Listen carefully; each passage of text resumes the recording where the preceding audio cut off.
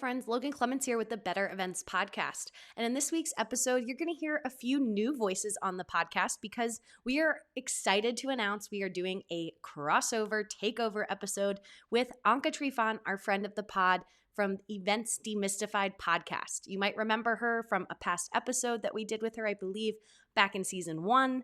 But we have Anca Trifan on the pod today, and her fellow event pro, David Stevens, are going to be all talking about their tips for your mental and physical wellness when you're on site for events.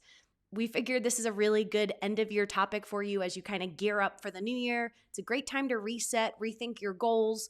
And while David and Anca are both very focused on their wellness outside of what they do at events, there's some nuggets in there for you, no matter if you are just beginning on your wellness journey or you're well on your way. And as I mentioned, this is a takeover, so this is the only voice. You won't hear Mary's voice this week. You'll only hear mine right now, and then Anca and David are going to take it away. But you can hear Mary and I on the Events Demystified feed. You can follow that wherever you listen to podcasts. You can listen to our episode where we also tackle this similar topic, talking about mental and physical wellness while you're on site. I think our 2 episodes are kind of like a beautiful 1-2 punch to lead you into feeling healthier and more, well in the new year would be the way I would talk about it. But we both offer our own little tips and tricks there about how we like to stay healthy and what we're kind of aspiring to do in the new year so you can kind of have some new goals for yourself. But without further ado, let's get into the episode. Again, this is going to be Anca Trifan from the Events Demystified podcast, and she's joined by fellow event pro David Stevens, who's the host on the Return on Wellness. Take it away, Anca and David. Welcome to the Better Events podcast. Join 2 event strategists, Logan Clements and Mary Davidson, who believe we can all create, host, and attend better events. In this podcast, you will learn about event strategy and actions that you can use today as an event host, planner, or manager. Hear directly from the people who are creating innovative and inspiring events today and tomorrow, and grow your business along the way. Now, let's get started, and thanks for listening to the Better Events podcast. Well, hello there, friends of the Better Events podcast. Today, instead of your familiar faces, Logan and Mary, you're stuck with us, Anca and Trifan, host of the Events Demystified podcast, and David T. Stevens, the ever so charming host of Return on Wellness web series on YouTube. And we're ready to kick off a amazing takeover, which we thought would be super fun for all of our audiences, which very much cross over in the event industry. Before we get started, however, our ever so charming co-host that is right here with me will get our mind and body flowing with some energy with this one quick movement exercise that he swears by. But before we get started, I feel like I need to give you a chance to say something, David. Hello. Hi. Thanks for letting me get a word in. Great, right? Because I was just gonna be hosting here our podcast, but I'm not used to have a co-host, right? So I'm like trying to get this gist that Logan and Mary are doing so well, and I'm like, how do you co-host a podcast when all you've done is hosted yourself? Well, I mean, you've hosted, but you've had guests, so it's not like you were doing monologues. So it's for sure, but it's not like you have difficult. a co-host to like bounce off of, right? Like True. It's a dance. I'd agree. Yeah. All right, so get us started. What are we gonna do? So I picked up this little thing during the pandy, as I like to refer to it. I attended an event for Splash, and their founder, Ben Hinman, did this thing going into all his meetings, which engages your entire being to help you check into that meeting. So we're going to push out our chairs. All right. I'm going to be off my audio for a second because I need to unplug. I'm wired here. Let me go through it to make sure you hear everything, or you already unplugged. All right. So what we're going to do is kind of like the hokey pokey. We're going to shake our right arm first. We're going to count down from 5 out loud. So you got to use your voice, you got to use your mind, and you got to use your body. And then we're going to go to our left arm, then we're going to go to our right leg, then we're going to go to our left leg. So we're going to start, and then we're going to go all the way down to 1. So we'll start now. Right arm, 5, 4, 3, 2, 1. Left arm, 5, 4, 3, 2, 1. Right leg, 5, 4, 3, 2, 1. Left leg, 5, 4, 3, 2, 1. Right arm, 4, 3, 2, 1. Left arm, 4, 3, 2, 1. Right leg, 4, 3, 2, 1. Left leg, 4, 3, 2, 1. Right arm, 3, 2, 1. Left arm, 3, 2, 1. Right leg, 3, 2, 1. Left leg, 3, 2, 1. Right arm, 2, 1. Left arm, 2, 1. Right leg, 2, 1. Left leg, 2, 1. 1, 1, 1, 1, and you're done. So for the record, I was doing that without hearing you. So I'm not sure if I follow instructions. I just tried to follow the visual cues. So you probably had to think harder than other people. The great thing about it, so I read in I can't remember the name of the book. I can't see you anymore. Like your camera changed angles or something. Oh, that's weird. Did you kick it with your foot? I think I kicked my chair. What I love about that is I read an article about a doctor who would box breathe before he would go into any patient's room, because what it did was it made him present for whatever that person's problems were. Yeah, I feel like I do that when I have to talk in front of people. Yeah, probably just to calm your heart rate. But his thing was he wanted to be present for that patient. And it was about patient care for him, that it didn't matter what happened with the last patient. He has an index of knowledge in his brain. But the idea was that when he walked into that patient's room, he was fully there to give the best possible care to that patient as possible. So a movement like that before a meeting checks you out of the last meeting and helps you be available to check into the next one. I love that. I never actually thought about it that way, because I always use like box breathing, and we were going to talk about it a little later, how I use it just for calming my anxiety, especially if it's something stressful that's about to happen, or like talking in front of people, which is always stressful for me. So like that kind of centers me, and I can walk into whatever situation is without feeling so anxious about it. But like separating yourself from the previous meeting, previous whatever it was, right, circumstance, to be present into the next moment, that's interesting. Okay, I'll take that. And you know where box breathing came from, right? I mean, military firefighters. Am I right? Navy SEALs. Nah, I was so close. The Navy SEALs got it from somewhere else, I'm sure, but yeah, it started with them. And if it's good enough for them to survive gunfire, whatever situation you're in that is probably not a life or death situation, totally applicable. But according to this book that I'm reading, it's called Spark, which I think you might have suggested it.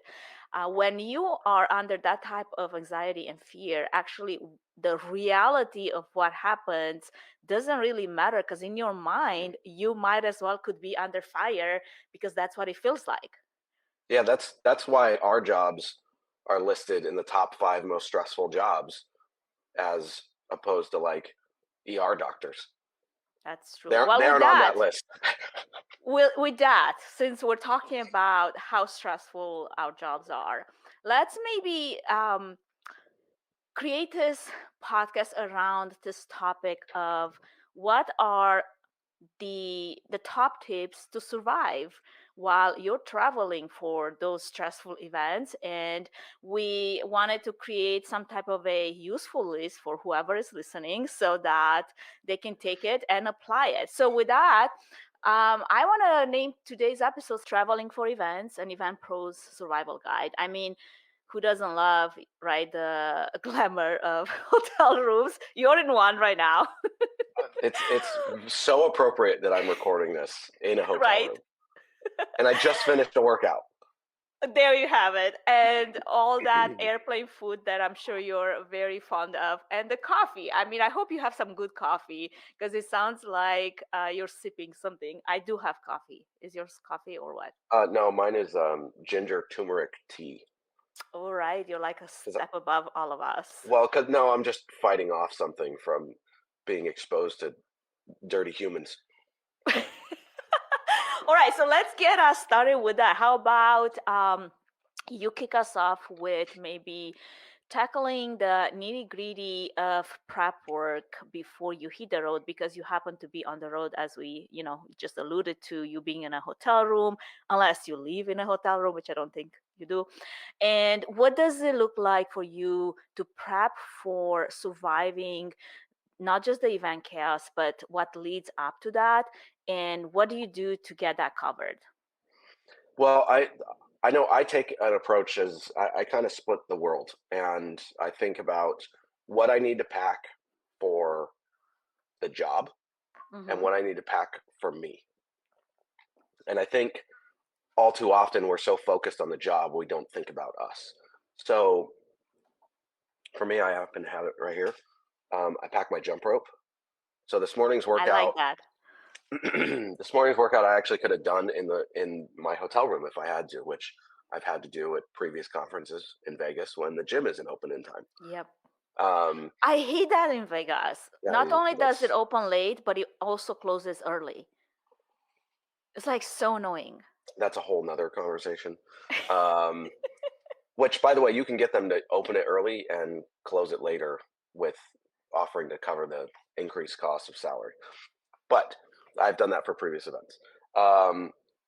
Not as an individual, but if you have a meeting, you can get them to do Okay, that makes sense. that. I don't know if I want to pay like $3,000 just to be working out in the gym Yeah, before or after hours.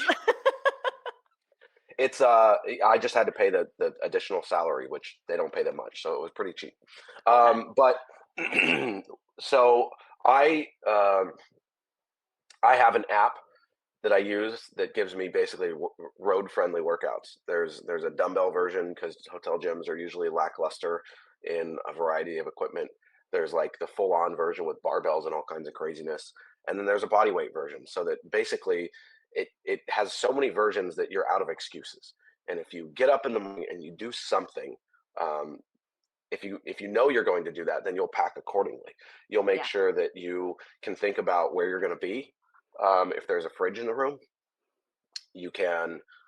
Some people I've known, and I've done it in the past. If I'm going to be somewhere where I know meals are going to be dicey, I will pre-order like meal prep company, and have it delivered to the hotel, and put Yeah. it in the hotel fridge. But I always pack gym clothes. I always pack gym shoes. I pack my jump rope.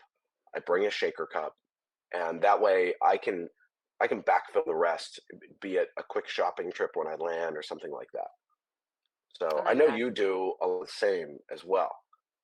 Yeah, I definitely plan ahead when it comes to knowing if that hotel, whatever that might be, has a gym. And then actually go and research what type of gym that is. Like I would look at pictures online, like does it have the equipment that I normally use for my workouts, or does it just have your regular, a few cardio machines, and maybe some dumbbells, like you said.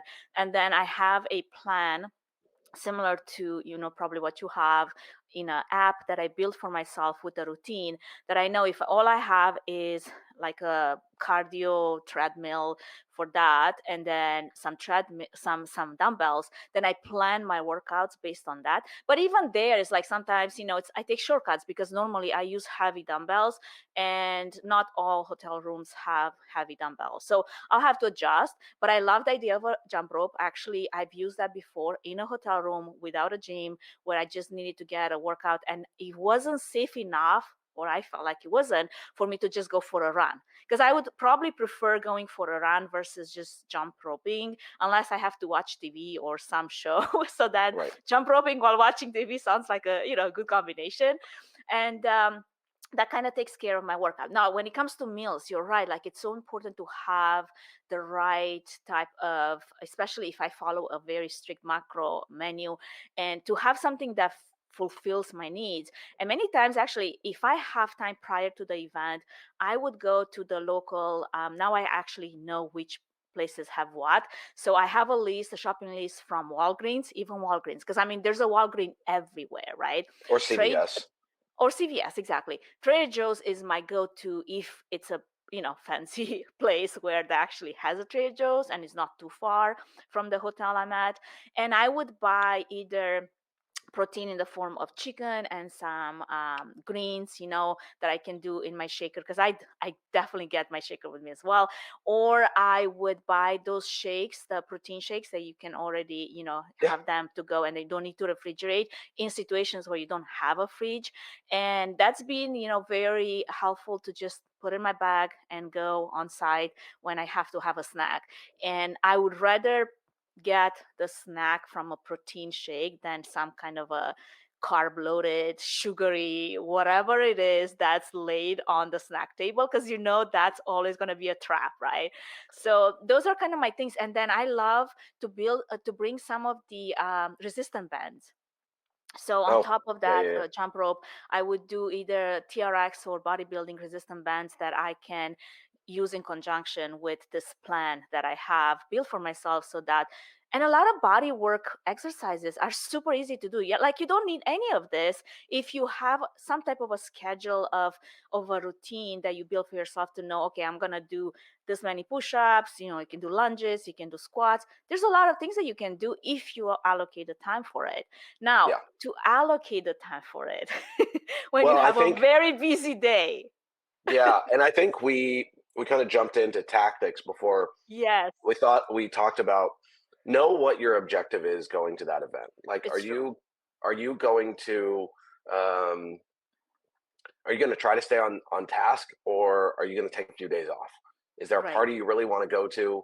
And so the I watched this thing on fitness models one time, back in the day when I thought that was an opportunity for me. Thank you for not spitting your coffee out when I said that. But they would say on their cheat days, they would lift their heaviest. They would go for their PRs. They would Mhm. go all out on their Right, workouts and because just destroy them. you actually have all your macronutrients and carbs Right. loaded and all that. So if you know you're going to go to a party and you're going to take the next day off, that day at the gym before the party, Like go get hard. after it. Go Go hard. hard. Like, Yeah. yes. But think about what you want your objectives to be during that. Okay. And I feel like both of Because us then are you can such plan like accordingly. we're such workout, fitness inclined people that we think of a workout has to happen. Like I don't skip days unless I'm dead tired or it's been an crazy, crazy day, right? But let's just, I think, take it a step back. For someone that working out every single day is not part of their routine, like I feel like we need to dumb it down a little bit now because we just took it to the extra level. What would you do if you just want to incorporate some movement and you've got the steps, right? Like, I mean, you always have steps when you are on event sites. But what else would you do if you needed to just incorporate some movement aside from all the 20,000 steps that you've done? Yeah, I mean, do 100 burpees for time. That's all you got to do. Oh, Like I that's hate those. yeah, it's absolutely miserable, and it'll take you somewhere between 10 and 20 minutes. You'll be sweating like crazy, and it's really simple, really basic. You may not need a heck of a lot of warm up. And the thing about a burpee is all it is ensuring your mobility in case you were to fall down. That's all it is, and you're practicing falling down. Yeah. But we all remember that commercial, I've fallen and I can't get up. Well, she needed to do more burpees. Maybe she had a broken hip. There's another thing there. But the idea behind a burpee is knowing how to get up off the ground if you fall down. And that's Fast. what, well, you can So get you're not faster. embarrassed that you just fell over your shoelaces. Right. But the thing is, it doesn't have to be all hardcore. Something is always better than nothing. Yeah. And I think because the other thing to think about when you and I have talked about like IMAX and the parties, and like if you want to prioritize sleep at that event, think about that. And if you want to prioritize sleep, then you should probably deprioritize alcohol because that Yeah. impacts your sleep. But know what your goal is before you get on the road, and then you can accomplish those goals pretty straightforward and easily. With a little bit of planning, because we were just talking, we covered the workout that we personally do. Now you don't have to go that crazy if you're not on a regular workout routine like some of us are. Obviously I have an end goal, you have a goal for your fitness as well, and it makes sense for us to stick with it. For me, it's easier to actually stick with it even when it's hard than to take days off and then get back into my routine. I feel like when I go back into my routine, I'm like so many uh levels below where I was prior, even if it was just a week that we're talking about.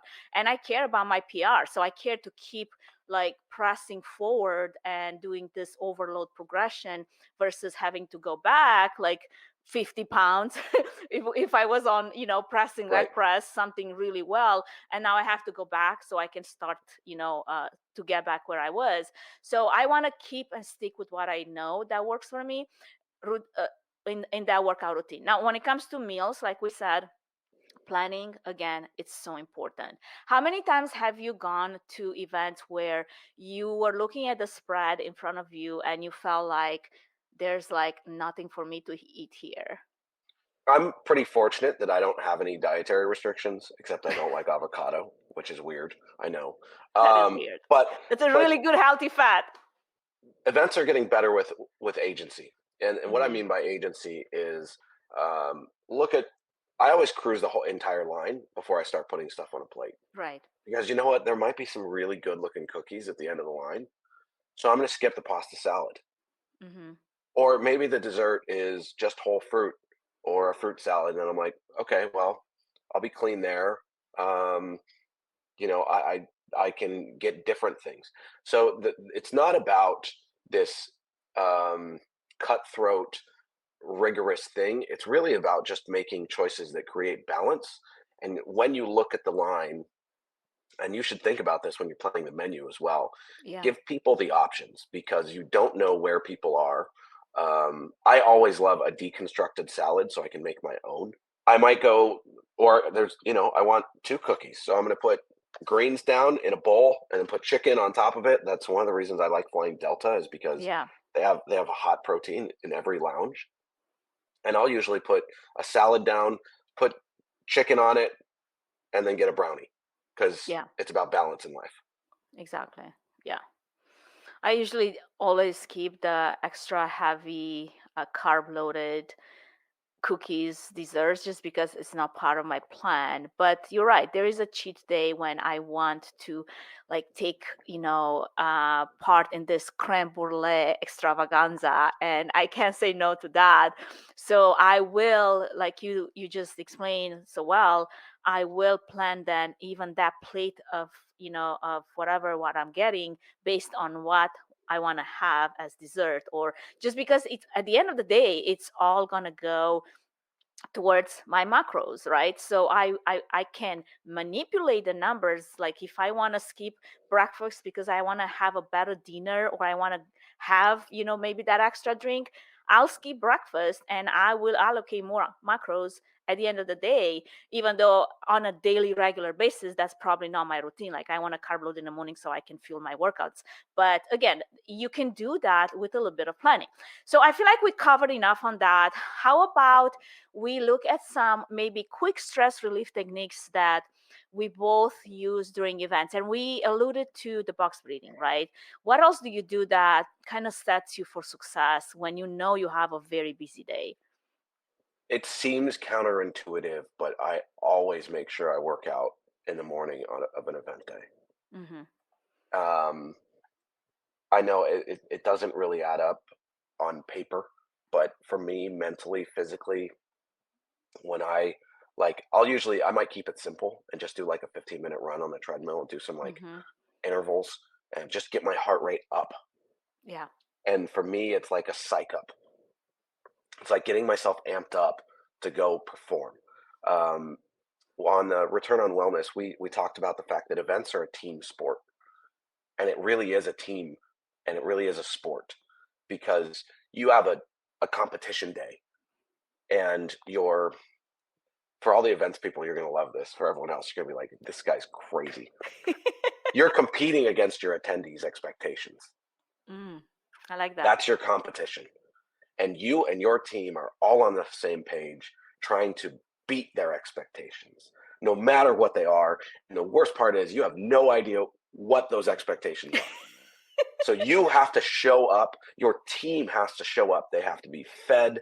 They have to be fueled. They got to be amped. They got to be on the same page. They got to know the plays. All of those things have to take place on game day or show day. And I use the run as like my warm up, essentially, Yeah. because when teams take the field, they warm up before they take the field. And I like that. you are physically performing on that day, running around, checking on food, checking on AV, checking on this, dealing with people. And if you have primed yourself for the day, much like in that book Spark, your brain is ready to go, and you are going to be smart. You're going to be on top of things. You're going to be witty when you need to be, and handle the stress with ease and grace. I like that. Now, here's the challenge, because I do the same thing. Like if I have a very busy, even if it's not physically demanding, say I'm in front of my many monitors and I have to run production for this hybrid event or virtual event or whatever it is. Like say I'm not even on an event site, but I know that it's going to be very taxing from a mental point of view, like from my focus. I have to be on point with every single cue. I do the same thing. Like they say that a 30-minute run, it really primes you for being the most present and also focused on whatever the task happens after that. So I use that. And if I can get a workout in, even better. Sometimes probably workout happens at the end of the day after a very long day. But here's my question to you. Say you just, you're on an event site right now. You're going to have an event today. But this is not just the one-day event. You have a 3-day conference where you have to be just as primed and on top of your game every single day. Day 3 as you were on day 1. Day 1, it's easy because you have the day before to prep for it. But now you're leading into day 3 after 2 days of like really hard, long days, right? Like what do you add to keep yourself going when it's day 3, day 4, day 5? Sometimes some conferences are like, what were you guys thinking? Let's talk about agendas and the no break in between all the sessions, right? Just a little bit of meth. No, I'm just kidding. So I also want to go back a step about, you said a 30-minute run, and people are like, I can never run for 30 minutes. What I think you're quoting is from Spark. Right. And And I what love it was actually a heart rate zone. heart rate. That's right. Which usually a run would get you there. But also, you know what else gets you there? Which I do on Not if you don't very work many out. days. No, let me tell you.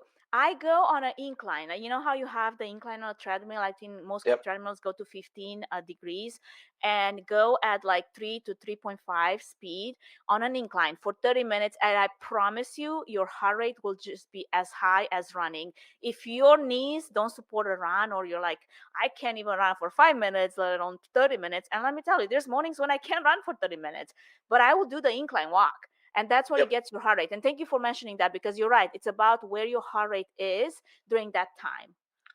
Because there are literal biological things that happen in your blood, in your body, and your hormones that get released when you are in those heart rate zones. So that's another conversation. We can come back to that later. But I just wanted to call that out, that you don't have to run. You just got to get your heart rate up.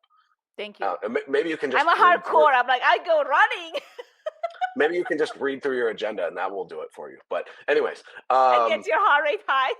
So the last time I ran a multi-day conference, I was stoked because I came home like 7 pounds leaner.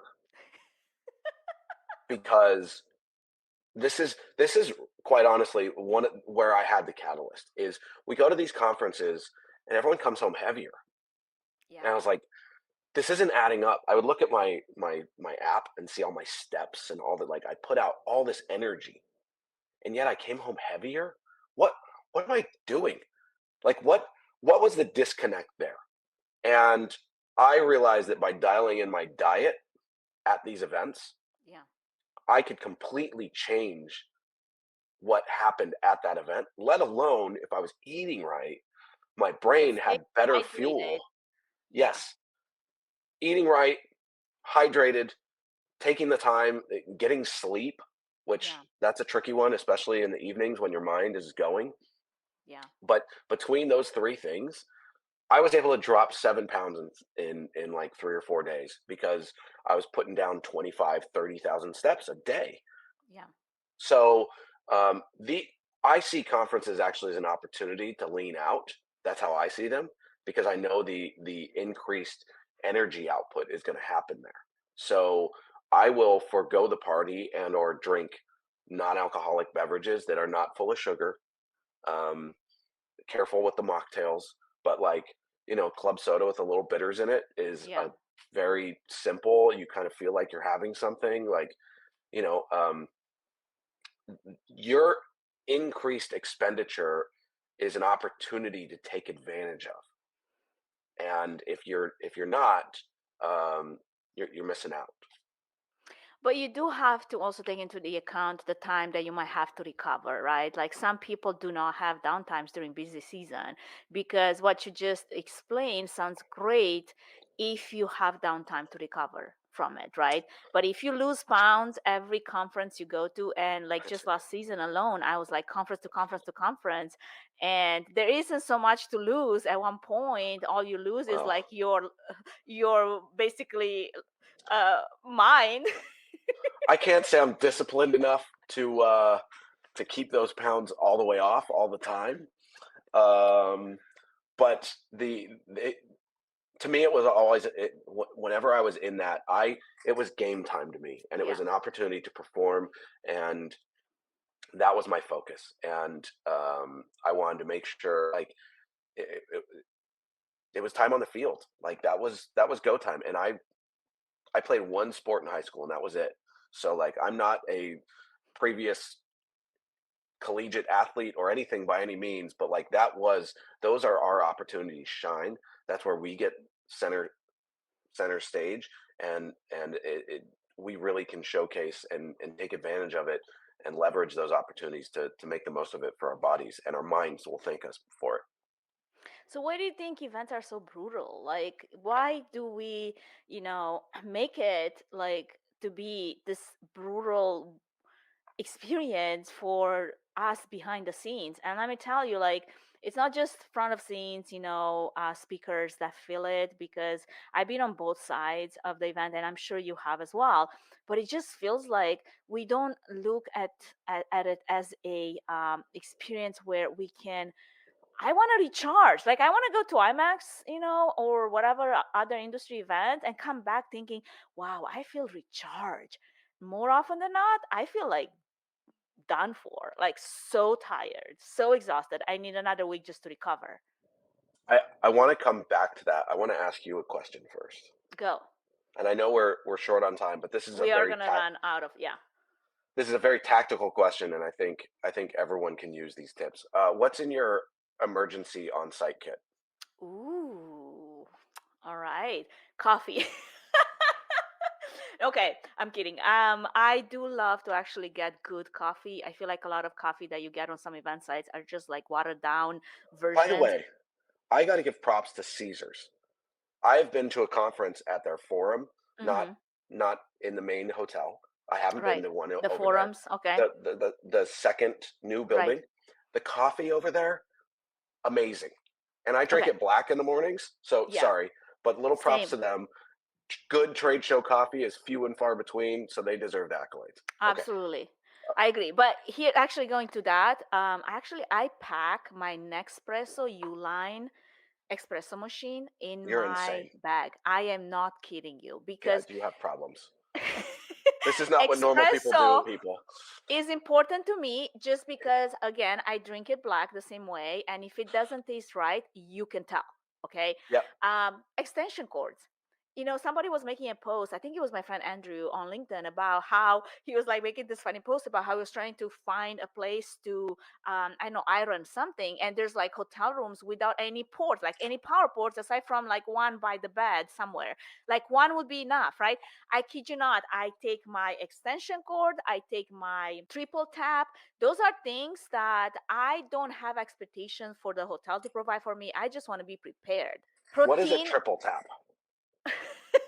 Like one of those cubes that you put in one outlet and then you have like 3 or 4 outlets.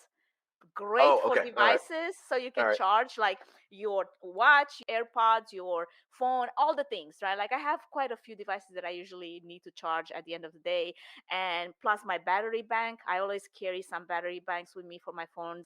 Yeah, that's right. um Also protein bars. I do take some really good protein bars, and usually those are very much focused on my nutritional needs, because let's just not get started into how you go and buy protein bars at the store and there's little to no protein in them, but they're marketed as protein bars, right? Yeah. Um, we talked about the jump rope. We talked about the resistant bands. Those are all part of my emergency kit.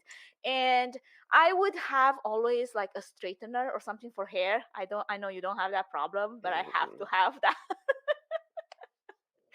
And I don't Um, know if I'm forgetting anything. What about you? so this little power bank I showed. It's an Anchor, and it has two USB-Cs, so I can Mm-hmm. charge my and a USB, but I can use it instead of the brick for my laptop. So Nice. because it's got a plug on it. Yeah. It plugs into the wall and it charges itself. You don't have to you don't have to use a plug to Right. plug into the plug. It plugs directly into the wall, and then it can either serve as your regulator if you're international, um, Nice. or as a standalone battery that will actually charge your laptop. And then the other thing I have is it's a little it's an extension cord, but it's got built-in USBs in it, Yeah. and it coils and then How plugs into cool. itself. It's tiny, and it goes right I into like my it. backpack. And Yep.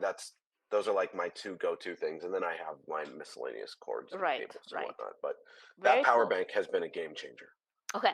Well, since we're coming to time and we talked about that, and I want to be, respectful of the timing that Logan and Mary has for their podcast, how about we share one final pro tip that we both have? Like, why don't you get us started here? Just do something, anything. Do Mm, something. The the programming I follow for my workouts, their big thing is something over nothing. I like And that. the other thing I've seen a bunch of times on like Reddit is people like, "Oh, what workout should I do before I start CrossFit?" And the thing everyone says is, "Don't, just go." And Yep. it's not a plug for CrossFit, but it's a plug for just trying. Just make the effort. You are going to be so happy and pleased with yourself for making the effort that that's what's going to keep you motivated. There will be times you get frustrated and whatnot, and that's what we're all here for. But just start, just do something, and and you don't have to cut all kinds of crazy things out. Like there's a reason fad diets are fad diets because they're unsustainable. Like make small changes and do something over nothing. Yeah. For me, I think my biggest tip is pack some protein powder with you when you don't know for sure what's going to be available to you. I've been to convention centers where the next lunch spot is like miles away, and I only have 30 minutes to get fed and get back to work. And having that either protein bar or protein shake, protein powder is easy to travel with because it doesn't weigh a lot. I don't always travel with protein shakes just because it's like liquid, and sometimes I just have a carry-on and I can't put it in my carry-on. So protein powder, although I have been, TSA spotted a few times, like, what is all this powder in your backpack, lady? Like, let's not get into that. But that's my Pre-workout biggest looks one. way dicier. It's true. It's true. You do planning as an event professional for everything else.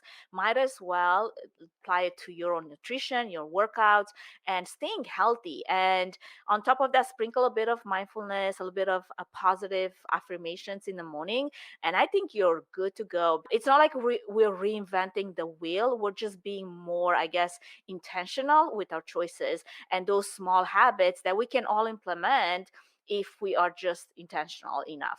So, with that, David, where should people connect with you if they want to find out more about your workouts and your CrossFit adventures? Well, you can look up the show on Return on Wellness. They might be edited by the other person on this show. So that's a little Who was plug. that? Was that? Yeah, that was a plug for you. So you can check out Return on Wellness on YouTube at Return on Wellness, and then otherwise, I used to be on Twitter when it was Twitter, but I don't really use it anymore. But on LinkedIn and Instagram and Threads, it's at David T Stevens. And I say if you want to get to know me, LinkedIn. If you really want to get to know me, Instagram. So yeah. Love it. What I about think one you? of my You just put your name.